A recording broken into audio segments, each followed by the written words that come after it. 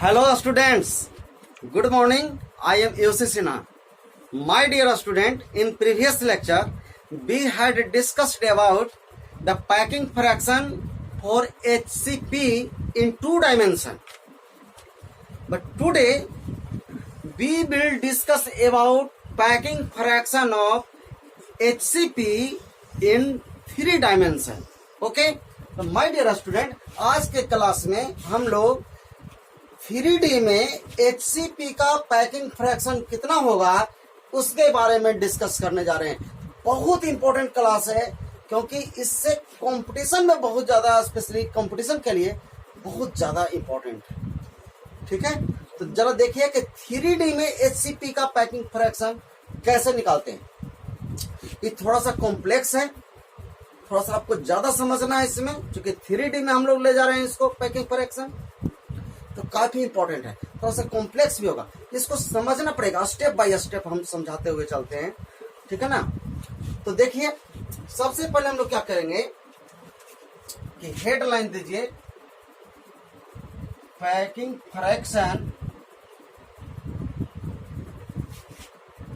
Of HCP पूरा लिख लीजिए, हेक्सागोनल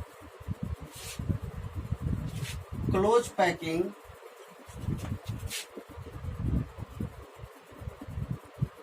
इन 3D। वहां 2D में पढ़े थे जो कि 91% आया था पैकिंग फ्रैक्शन। इस बार देखिए 3D में कितना आता है। तो बहुत इंपॉर्टेंट है क्लास, समझिएगा। थोड़ा सा मैथमेटिकल रिलेशन इसमें थोड़ा सा ज्यादा चलेगा, ठीक है ना। जरा देखिए, हम सबसे पहले क्या करते हैं कि हेक्सागोनल ले लेते हैं इस तरह से।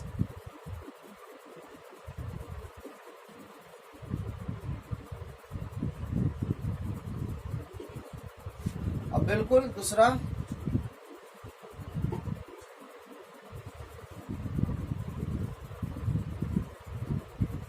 इस तरह से। अब बीच में पहले ऐसे लिखिए, यहां से यहां मिलाते हैं, थोड़ा सा इस तरह से मिलाइएगा।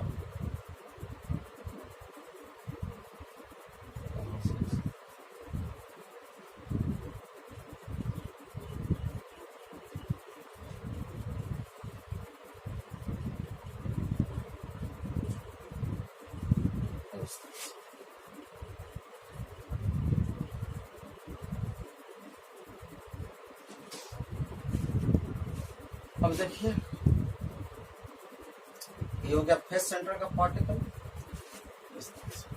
अब इस जो 6 पार्टिकल है, सब 6 पार्टिकल है।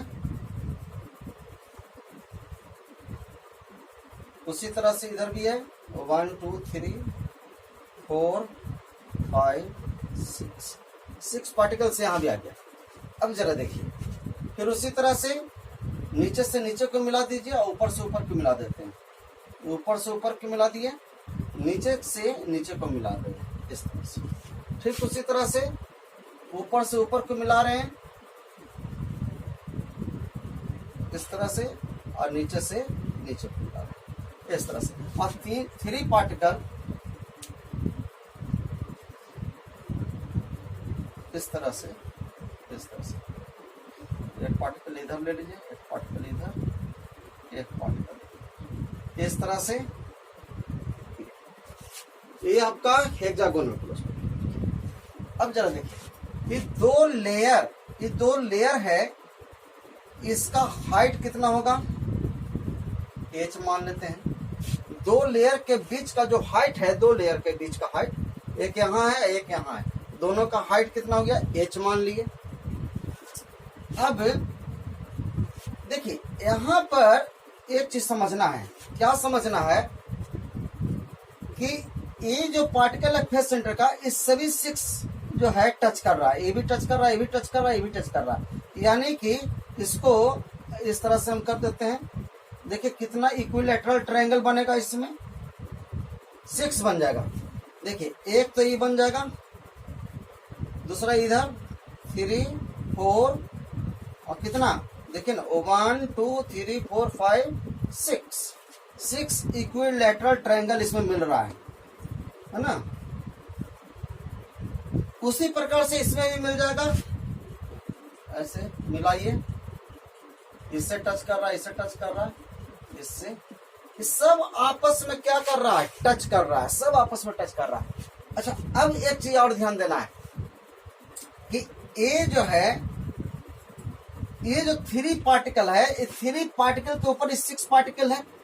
ये पहले आप बतला दिए हैं, उसका अरेंजमेंट बतलाया हुआ है कि 3D में कैसे रहता है, ठीक है ना, अरेंजमेंट। तो ये 3 पार्टिकल है, 3 पार्टिकल, उस पर से ई है और इसके ऊपर ई है, यानी कि फर्स्ट लेयर है, तो सेकंड लेयर ई है, फिर ई है, यानी कि ये है तो ये बी मिलेगा, ये मिलेगा। तो पहले मान लीजिए कि 6 पार्टिकल का ही है, उसके ऊपर 3 पार्टिकल है, फिर 6 पार्टिकल ऊपर से आ गया, है ना, थर्ड लेयर। तो इसका मतलब है कि ये जो है, अब देखिए ये ट्रायंगल एक बन रहा है, मान लेते हैं कि ट्रायंगल, सब आपस में, सभी ट्रायंगल आपस में बराबर होगा। तो हम चलिए स्टेप बाय स्टेप करके आपको हम समझा रहे हैं इसमें। सबसे पहले इसमें इफेक्टिव नंबर ऑफ पार्टिकल्स कितने होते हैं, तो इफेक्टिव नंबर ऑफ पार्टिकल्स, इसको काटना पड़ेगा आपका, बहुत पसीना, गर्मी है इतना है, नहीं बन रहा। सबसे पहला इसमें है कि number of effective particles per unit cell, per unit cell, जिसको हम लोग जेड बोलते हैं। तो बतलाया हुआ है, ऐसा नहीं है कि नहीं बतलाया हुआ है। इफेक्टिव कितना होगा, इफेक्टिव नंबर पार्टिकल्स 6 पार्टिकल ही है, 6 पार्टिकल सी है, तो टोटल कितना पार्टिकल हो गया, 12। और एक पार्टिकल जो है ये आपका 1/6 पार्ट से टच करता है, मतलब एक पर यूनिट सेल में कितना पार्ट है, 1/6, सब 1/6 है, तो 12 इंटू 1/6 ये हो गया। अब प्लस आपका फेस सेंटर का 2 पार्टिकल है, तो 2 इंटू हाफ हो जाएगा फेस सेंटर के लिए, क्योंकि हाफ ही पार्ट रहेगा पर यूनिट सेल। अब प्लस ये पूरे में जो 3 पार्टिकल है, एक यूनिट सेल में 100% कंट्रीब्यूशन है इसका, तो 3। अब देखिए तो 2 हो गया, आई हो गया, तो फिर पूरा कितना हो गया, 6 हो गया। तो यानी कि इफेक्टिव पार्टिकल्स इसमें टोटल में कितने हो गए, 6 पार्टिकल्स हो गए। तो सबसे पहले, अब चूंकि हमारा नंबर ऑफ इफेक्टिव पार्टिकल्स निकल गया जे 6, तो अब क्या करेंगे कि हमको निकालना है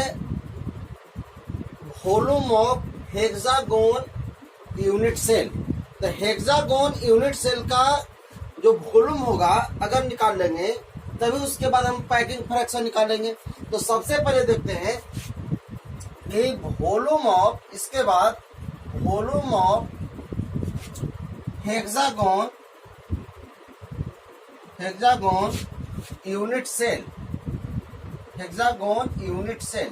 तो hexagon unit cell equal to होता है base area into height,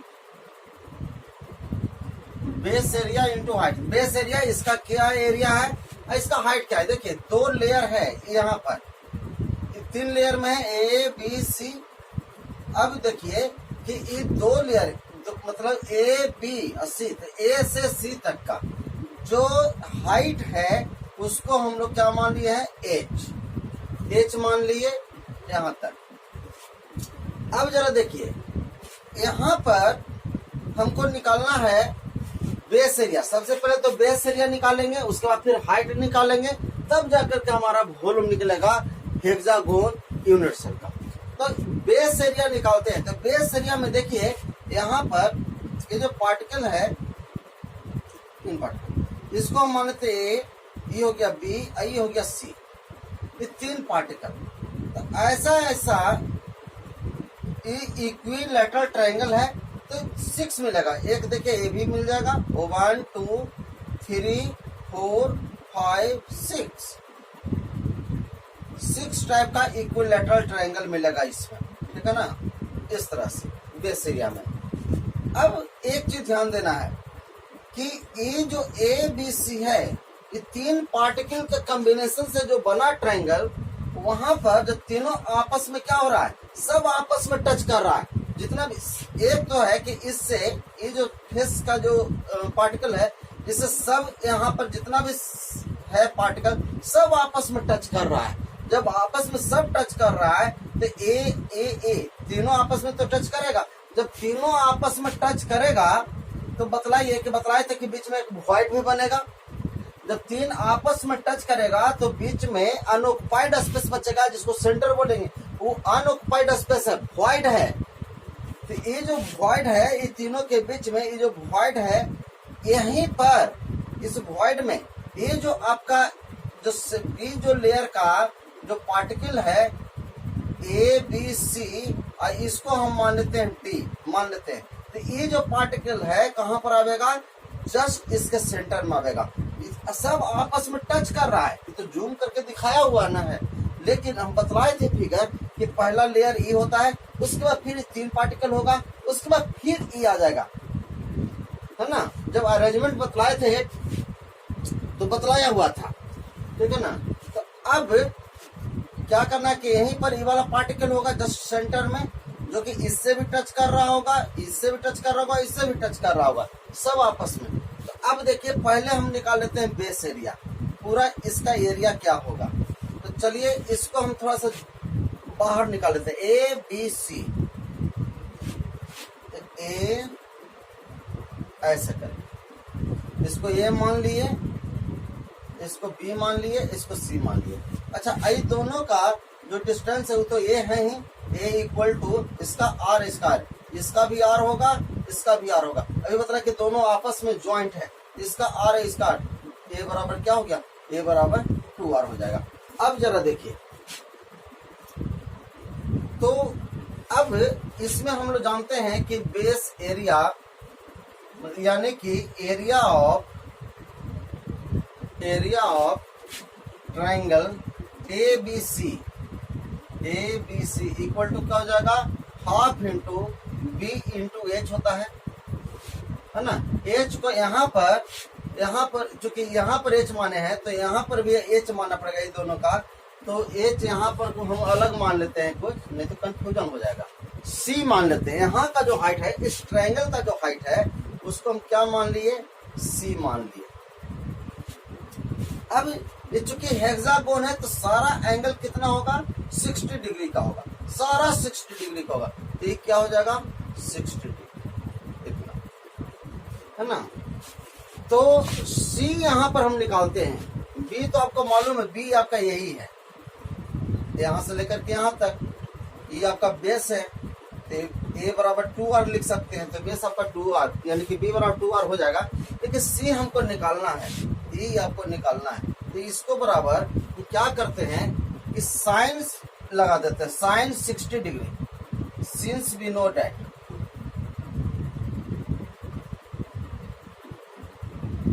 sign 60 degree equal to क्या होता है, साइन थीटा इक्वल टू क्या होता है, P बाई एच होता है। तो साइन 60 डिग्री, तो साइन 60 डिग्री का वैल्यू क्या होता है, √3/2 होता है, इक्वल टू P हम यही है, P परपेंडिकुलर गिराए हैं, तब परपेंडिकुलर को क्या मान लिया, C मान लिए।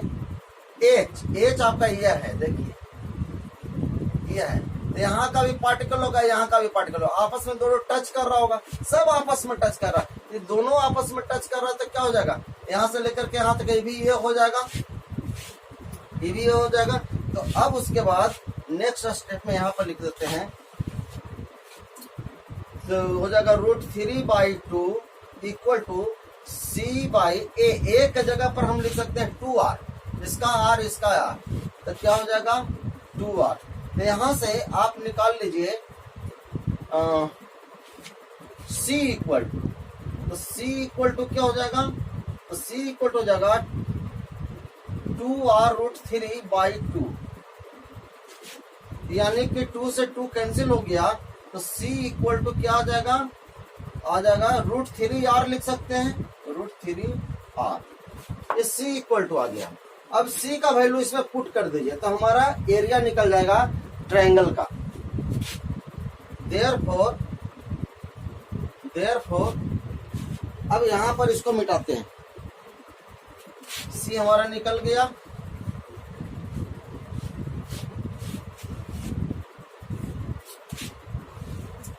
अब क्या करते हैं अगेन, अब इसके बाद लिखेगा कि area of triangle ABC equal to area ABC equal to half into B. B कितना है देखिए, बी आपका यही है बेस आपका ये है ए, यानी कि 2r इंटू सी कितना निकला √3r, यानी कि अब हो गया 2 से 2 कैंसिल हो गया तो इक्वल टू हो जाएगा r², यानी कि √3r²। ये आपका निकल चुका है क्या, एरिया ऑफ ABC। एरिया निकल गया तो हम थोड़ा सा इसको साइड में लिख देते हैं ताकि पता चले। एरिया हमारा निकल चुका है, कितना निकल गया √3r²। अब वॉल्यूम ऑफ हेक्सागोन कितना होता है, volume of hexagon unit cell equal to base area. ये केवल याद रखने के लिए बना रहे हैं ताकि हम मिटाएंगे, इनटू हाइट। चलिए अब इसको मिटा रहे हैं, इसको मिटा देते हैं, नोट कर लीजिएगा आप लोग।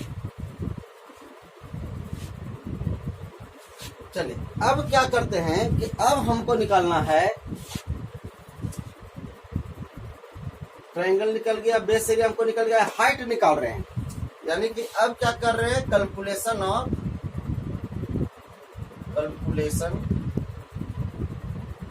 और या कैलकुलेशन ऑफ हाइट निकाल रहे हैं, एच, ये वाला एच निकाल रहे हैं, ठीक है, ये एच निकाल रहे हैं। अब ये कितना है, अब इसको समझना पड़ेगा।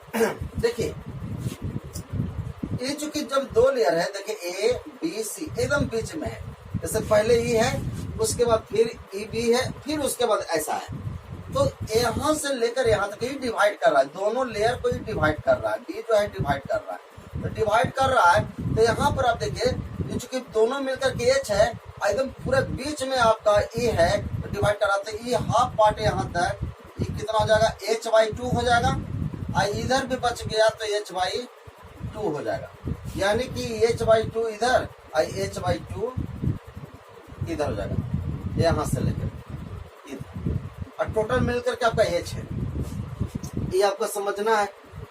तो अब क्या करें, अभी बताए कि इस सेंटर पर ये जो 4th पार्टिकल है यानी कि डी बिल्कुल सेंटर पर होगा, जहां से ये भी टच करेगा, ये भी टच करेगा, ये भी टच करेगा, यानी कि इसके अंदर में समझना है, लेकिन सब आपस में क्या हो रहा है, टच कर रहा है, मतलब इस तरह से 1 2 3। ये 4th वाला जो है यहां पर आ गया, ये मान कर लीजिए ऐसे ऐसे, यानी कि वॉइड में ये आया हुआ है ये पार्टिकल, तो इसको हम मानते हैं कि जस्ट इसको ऊपर में भी कहिए या सबसे अंदर में, तो क्या हो जाएगा, इसके लिए हम निकाल रहे हैं। देखिए फिर से देखिए, थोड़ा सा फिर से एक बार देखिए,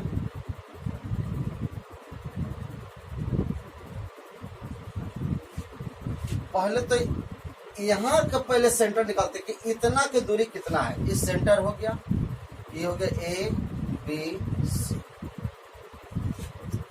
बी सी, तो पहले हम सेंटर तक का दूरी निकाल लेते हैं, इसको ओ पॉइंट मान लेते हैं, तो यहाँ तक की दूरी, और उसके बाद एक परपेंडिकुलर का।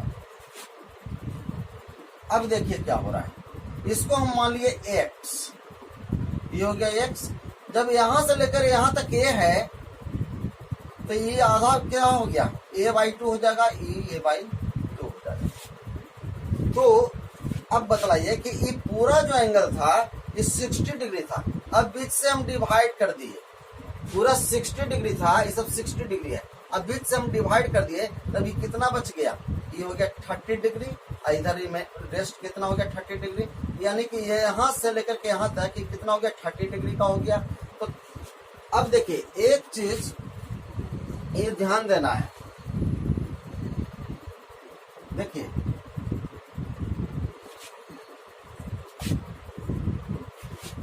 पंडित बद्री प्रसाद हर हर भोले, हर हर भोले, पंडित बद्री प्रसाद हर हर भोले। अब ये थोड़ा सा लगाइए, अब इसका मतलब क्या हुआ जरा देखिए, ये हो गया साइन थीटा, ये हो गया कॉस थीटा, ये हो गया tan theta.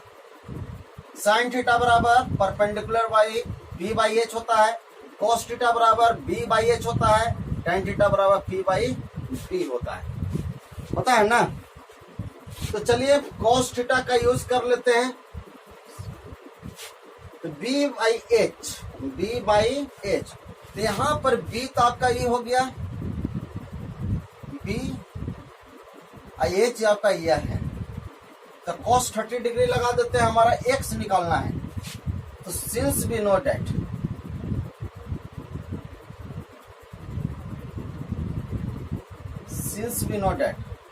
cos 30 degree equal to क्या हो जाएगा b बाई एच, यह हो गया। अब cos 30 डिग्री बराबर होता है √3/2 इक्वल टू b आपका कितना हो गया, बेस आपका हो गया a/2, h कितना हो गया x हो गया, यह ठीक है। तो ये क्या हो गया √3/2 इक्वल टू a/2x हो गया। तो अब क्या करते हैं, यहां से x निकाल लेते हैं, तो x बराबर क्या हो जाएगा, x बराबर हो जाएगा बाई √3/2 हो गया। देखिए हम x निकाल दिए, तो हो जाएगा 2√3 तो नीचे आ जाएगा और 2a ऊपर चला जाएगा, तो 2 से 2 कैंसिल हो गया, तो x इक्वल टू हो गया आपका a/√3। चलिए x हमारा निकल चुका है, ये आपका निकल गया, ये आपका x निकल गया। अब जरा समझिए, चलिए यहां तक आप लोग नोट कीजिए, इसको मिटाते हैं।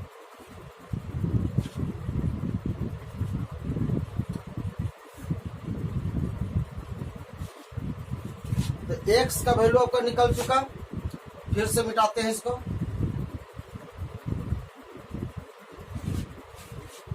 अब देखिए क्या करते हैं कि चूंकि ये जो फोर्थ पार्टिकल है इस वॉइड में आ गया, इस तरह से यहाँ पर फोर्थ पार्टिकल, तो ये क्या करेंगे यहाँ पर कि अब देखिए इसके जस्ट ये जो फोर्थ पार्टिकल है यहाँ पर है, ये वाला इसके ऊपर में सेंटर के जस्ट एकदम बैक साइड में है पीछे, तो यहाँ पर मान लेते हैं। तो अब क्या हो जाएगा, अब देखिए इतना यहाँ पर मिला दिए, ये आपका फोर्थ है, ए बी सी, ये क्या हो गया डी हो गया, है ना, डी हो गया, ऐसे मान लीजिए। तो अब ये जो फोर्थ पार्टिकल है, फोर्थ पार्टिकल यहाँ पर है, इसको मिला दिए, तो यहाँ से यहाँ तक आ गया। मतलब अब जब यहाँ से लेकर, अब मानिए ऐसे यहाँ पर और यहाँ से मिला दीजिए ऐसे। अब देखिए ये बेस बन गया, जो एक्स निकला यहाँ से सेंटर तक, ये बेस बन गया, इधर ये हाइट हो गया, ये आपका एच हो गया। तो इसको हम निकाल देते हैं, तो ये बेस हो गया। चलिए बेस हो गया, इसके ऊपर एक हो गया पार्टिकल, ऐसे परपेंडिकुलर हो जाएगा, आइए यहाँ मिला दीजिए इस तरह से, यानी कि हो गया ए, ये हो गया ओ पॉइंट, ई हो गया डी, ई हो गया एक्स, ई एक्स निकला, ई वाला हो गया। ई आपका जो है ये एच बाई टू है, यहाँ से यहाँ तक एच बाई टू है, पूरा आपका एच है, तो यहाँ तक कितना हो गया एच बाई टू हो गया। तो ये आपका कितना हो गया एच बाई टू हो गया।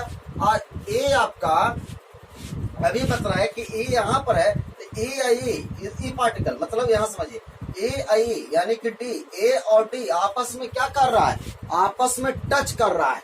तो यानी कि ए और डी जब आपस में टच कर रहा है तो दोनों के डिस्टेंस कितना हो जाएगा, ए हो जाएगा, यानी कि ए इक्वल टू 2r हो जाएगा। 2r भी आप लिख सकते हैं कितना, ठीक है। तो अब क्या करते हैं कि अब इसमें निकालते हैं, इसमें निकालते हैं। तो अब यूज कीजिए पाइथागोरस थ्योरम, यूज कीजिए तो क्या हो जाएगा ए मान लीजिए, तो ए इक्वल टू क्या हो जाएगा, या ए स्क्वायर इक्वल टू क्या हो जाएगा, ए स्क्वायर इक्वल टू, इसको मिटा ही देते हैं,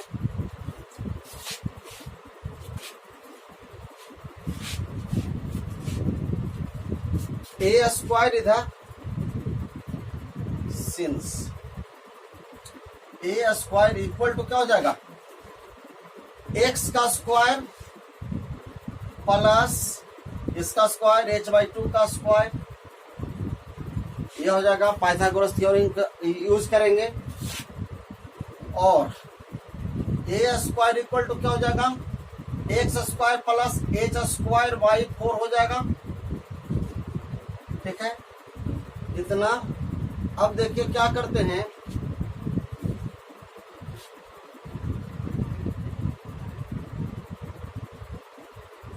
हाँ, और A square equal to X, X निकल चुका है ए बाई रूट 3 है ना, तो यहाँ पर हम लिख सकते हैं एक्स के जगह पर ए बाई रूट 3 का स्क्वायर हो जाएगा प्लस एच बाई 4 हो जाएगा, ठीक है। तो ए स्क्वायर इक्वल टू हो जाएगा ए स्क्वायर बाई, इसका वैल्यू क्या हो जाएगा 3 हो जाएगा, क्योंकि ये स्क्वायर है तो रूट 3 इंटू रूट 3 यानी कि 3 हो जाएगा प्लस एच स्क्वायर बाई 4। चलिए अब क्या करते हैं कि एच स्क्वायर बाई 4 निकाल दीजिए, एच स्क्वायर बाई 4 निकालिएगा तो क्या हो जाएगा ए स्क्वायर माइनस हो जाएगा ए स्क्वायर बाई 3 हो जाएगा, और H square by 4 equal to हो जाएगा, इसका एलसीएम ले लीजिएगा तो 3 हो गया, तो 3a स्क्वायर माइनस ए स्क्वायर बच जाएगा, और H square by 4 equal to क्या हो जाएगा 3a में से 1a यानी कि 3a स्क्वायर में से 1a स्क्वायर यानी कि 2a स्क्वायर बच जाएगा बाई 3। तो अब एच स्क्वायर यहाँ से निकाल दीजिए। अब इस को हम इरेज कर देते हैं,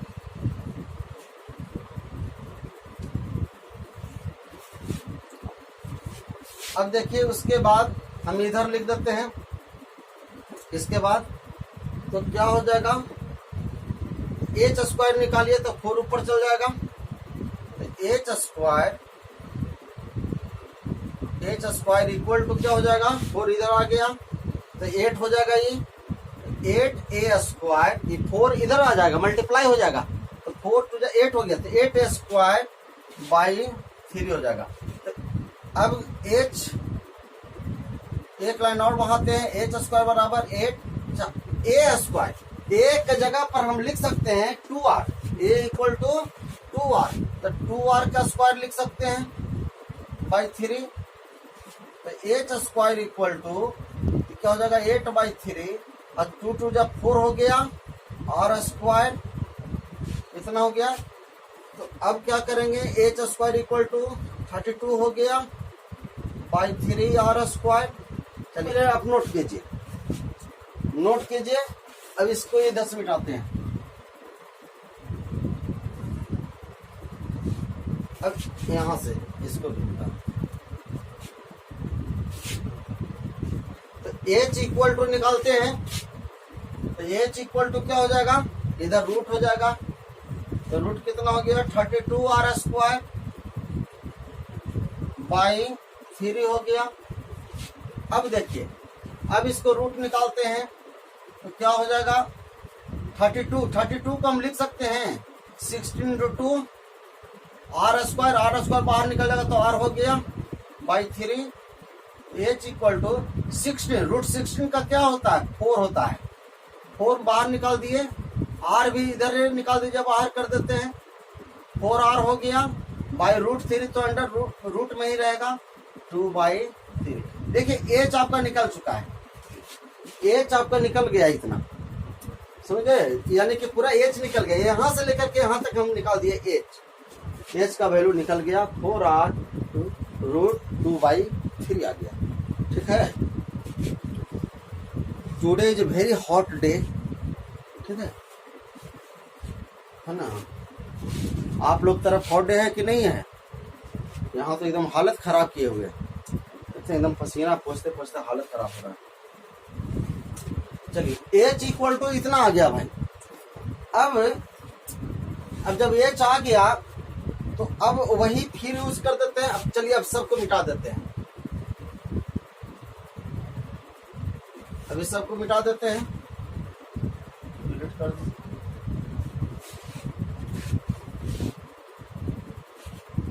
एच आ गया अब आइए जब एच भी आ गया इधर एरिया भी निकल गया है बेस एरिया इसी को बेस एरिया बोलेंगे बेस एरिया है। अब आप वॉल्यूम निकाल सकते हैं हेक्सागोन का भी नो डैट क्या volume of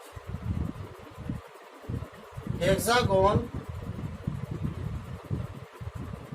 unit cell equal to हो जाएगा बेस एरिया इंटू हाइट ये होता है। तो बेस एरिया भी निकल चुका हाइट भी निकल चुका है तो हमारा वॉल्यूम निकल जाएगा हेक्सागोन का है ना इक्वल टू बेस एरिया कितना आ गया बेस एरिया देखिए यही है base area root 3r square चलिए हाइट कितना हो गया 4r रूट हो जाएगा 2/3। अब एच मिटाते हैं अब इस तरह से अब volume of unit cell volume of hexagon unit cell equal to क्या हो जाएगा ये रूट 3 से ये रूट 3 कैंसिल हो गया तो ये आर क्यू हो गया यानी कि हो जाएगा 4r³ रूट 2 कितना हो जाएगा 4r³ रूट 2 हो जाएगा volume of hexagon.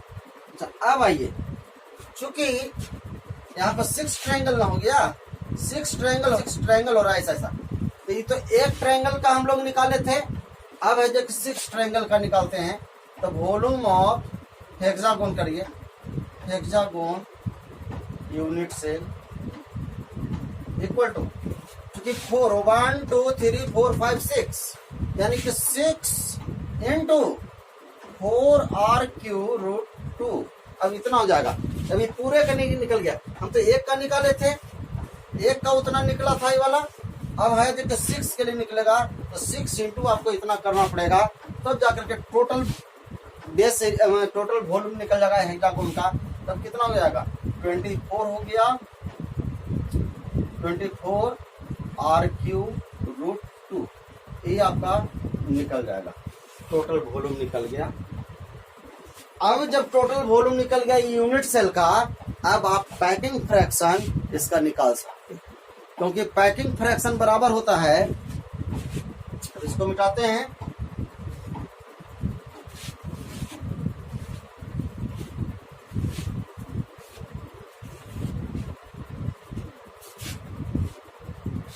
Since packing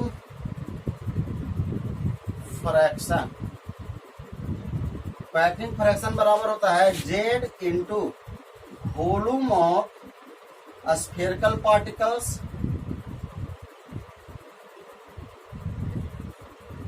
by volume of hexagon unit cell. ये होता है